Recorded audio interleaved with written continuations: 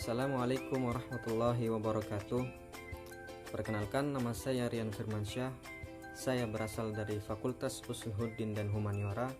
Jurusan yang saya ambil adalah Ilmu Al-Quran dan Tafsir.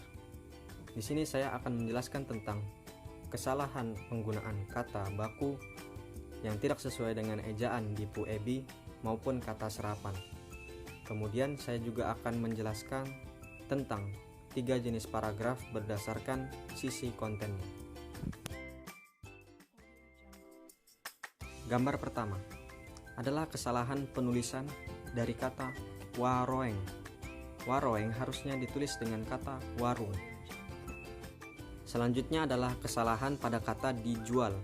Kata dijual itu seharusnya disambung. Di dan jualnya itu tidak diberi spasi, harusnya disambung. Kemudian pada gambar yang ketiga terlihat di sana bahwa ada tulisan bakso mangkok. Nah, di situ kata yang salah adalah mangkok. Mangkok adalah kata tidak baku. Kata yang benar adalah mangkuk, menggunakan u bukan o. Kemudian pada gambar selanjutnya adalah kesalahan pada penulisan kata apotik. Apotik merupakan kata tidak baku. Kata bakunya adalah apotek. Lanjut gambar seterusnya. Di situ terdapat kesalahan pada kata jual material. Kata jual seharusnya tidak menggunakan huruf W, dan kata material seharusnya tidak menggunakan huruf Y.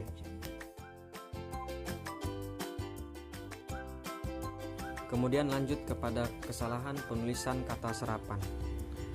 Pada gambar pertama terdapat kesalahan pada kata fotokopi. Fotokopi seharusnya ditulis dengan fotokopi, bukan fotocopi. Lanjut gambar yang kedua, terdapat kesalahan pada kata servis. Servis dalam bahasa Indonesia ditulis servis, tidak menggunakan ce di belakangnya. Lanjut gambar yang ketiga adalah kesalahan dalam penulisan kata aksesoris. Aksesoris yang seharusnya ditulis dengan kata aksesoris. Kemudian gambar keempat adalah kesalahan pada kata elektronik. Elektronik seharusnya ditulis dengan kata elektronik, menggunakan huruf K bukan C. Kemudian yang terakhir, gambar yang kelima adalah kesalahan dalam penulisan kata sayur sop.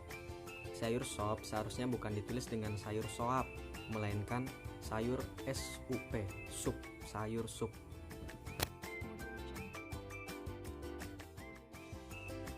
Yang pertama adalah paragraf naratif. Paragraf naratif adalah paragraf yang kontennya berhubungan dengan jenis narasi wacana. Narasi wacana adalah narasi yang berisi tentang sebuah kejadian atau suatu kisah. Ciri-ciri paragraf naratif. 1. Ada tokoh, tempat, dan waktu yang akan diceritakan. Yang kedua, mementingkan urutan waktu atau suatu kejadian. Yang ketiga, tidak hanya terdapat dalam karya fiksi seperti cerpen ataupun novel, tetapi juga terdapat dalam karya non-fiksi seperti biografi ataupun riwayat perjalanan. Contoh paragraf naratif. Dialah Nita, umurnya 8 tahun. Ibunya adalah seorang asisten rumah tangga dan ayahnya adalah seorang petani. Mereka tinggal di desa kecil di daerah Sumatera Barat. Walaupun upah sang ayah kecil, istri dan juga anaknya itu bisa bahagia, dan Nita punya boneka Hello Kitty yang besar. Yang kedua adalah paragraf argumentatif.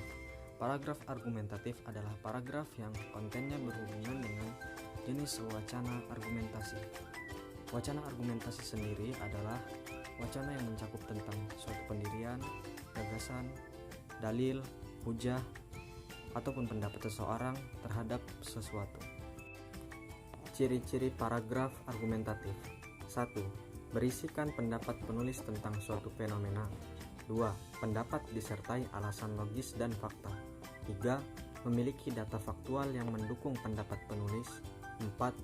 Fenomena dijabarkan dengan cara menganalisa dan memberikan analogi. Dan terakhir, diakhiri dengan kesimpulan berupa pendapat penulis secara lebih luas. Contoh paragraf argumentatif. Sifat manusia ibarat padi yang terhampar di sawah yang luas. Ketika manusia itu meraih kepandaian, kebesaran, dan kekayaan, sifatnya akan menjadi rendah hati dan dermawan. Begitu pula dengan padi yang semakin berisi. ia akan semakin merunduk. Apabila padi itu kosong, ia akan berdiri tegak. Yang terakhir adalah paragraf persuasif. Paragraf persuasif adalah paragraf yang kontennya berhubungan dengan wacana persuasi. Wacana persuasi adalah wacana yang berisi tentang ajakan, himbauan, atau bujukan kepada seseorang dengan memberikan alasan dan kemudian memberikan solusi. Ciri paragraf persuasif: 1. Berisi data dan fakta. 2. Meyakinkan pembaca. 3. Berisi kata-kata ajakan. Dan yang keempat, menghindari konflik. Contoh paragraf persuasi. Pendidikan merupakan hal yang sangat penting bagi generasi penerus bangsa saat ini. Oleh karena itu, mari kita bersama-sama membangun kesadaran masyarakat agar menyadari bahwa betapa pentingnya sebuah pendidikan. Mungkin cukup sekian yang dapat saya sampaikan dalam video ini. Semoga ada manfaatnya. Bila kalian suka, kalian tahu kan harus ngapain. Wabillahi taufiq wal hidayah. Wassalamualaikum warahmatullahi wabarakatuh.